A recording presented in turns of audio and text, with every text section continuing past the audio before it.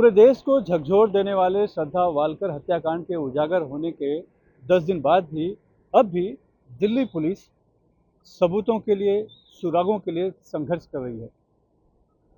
हत्या के जो आरोपी है आफ्ताब, कल उसका पॉलीग्राफ टेस्ट होना था, लेकिन अचानक से तबीयत खराब होने से पॉलीग्राफ टेस्ट उसका हो नहीं पाया पूरा। तो आज अब उसको फिर से पॉलीग्राफ टेस्ट के लिए ले जाया गया है। ये कोशिश है उसके मुंह से सच उगलवाने की। वहीं एक टीम जो है वो दिल्ली से यहाँ वसई में भी आई हुई है, क्योंकि श्रद्धा और आफ्ताब की प्रेम की कहानी इसी वसई से शुरू हुई थी और यहीं से दोनों एक दूसरे से परिचित हुए थे। मैं इस समय श्रद्धा वालकर का जो घर है, बिल्डिंग है, उसके पिता जहाँ रहते हैं, संस्कृति अपार्टमेंट, वहाँ पर मौजूद हूँ और यहीं से शुरुआत हुई थी। लिहाजा वसई पुलिस की एक टीम पिछले 8 दिनों से यहाँ वसई में डेरा डाले हुए है।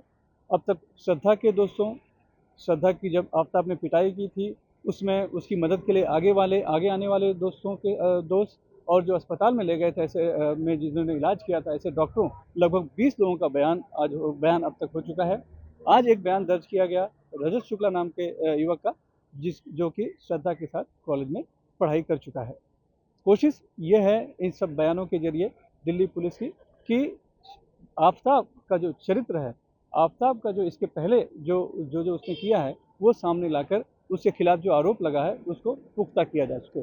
जैसे कि इसी दौरान जांच में ये पता चला कि श्रद्धा ने साल 2020 में तुलिंग पुलिस थाने को एक लिखित शिकायत चिट्ठी लिखी और जिसमें ये कहा था कि आफ्ताब पिछले 6 महीने से उसके साथ पिटाई कर रहा है। जिस दिन की ये बात है, चिट्ठी लिखी गई थी, उस दिन के लिए उसने लिखा है कि आज भी उसने गला दबाकर हत्या करने की कोशिश की और आगे उसमें ये भी लिखा था उसने कि आफ्ताब ने उसे धमकाया है कि वो उसे काट कर टुकड़े टुकड़े कर कर उसे फेंक देगा। यानी इतनी गंभीर शिकायत थी। उसका भी यहाँ पर पता चला है। हालांकि पुलिस का कहना है कि उसके बाद उन्होंने जांच शुरू की थी, लेकिन श्रद्धा ने फिर बाद में आकर अपनी शिकायत वापस ले ली और कहा कि हमारा समझौता हो गया है। तो इन सब सबूतों को फिलहाल इकट्ठा कर रही है। इस दौरान ये भी पता चला यहाँ पुलिस को कि आफ्ताब ने श्रद्धा का जो फ़ोन है, जो बहुत ही अहम सुराग है, वो यहाँ पर वसई के पास भाईंदर है, भाईंदर की खाड़ी में फेंक दिया है। लिहाजा कल पुलिस की टीम एक नाव पर बैठकर गोताखोरों के साथ वहाँ भी गई थी। काफ़ी देर तक वहाँ पे तलाशी भी की गई, लेकिन अभी तक वो फ़ोन नहीं मिल पाया है। अगर वो फ़ोन मिल जाता है तो एक बहुत बड़ा अहम सुराग और सबूत साबित होगा आफ्ताब के खिलाफ।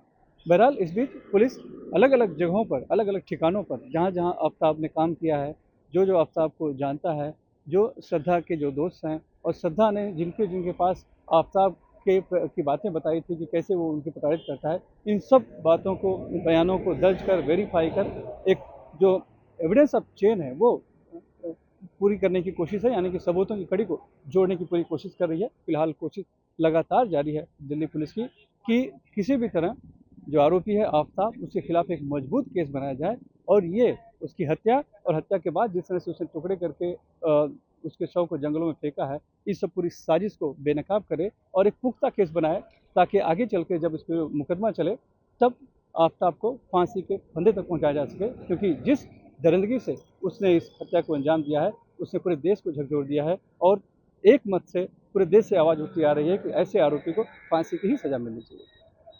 वसई से कैमरामैन अल्ताफ के साथ सुनील सिंह, NDTV इंडिया के लिए।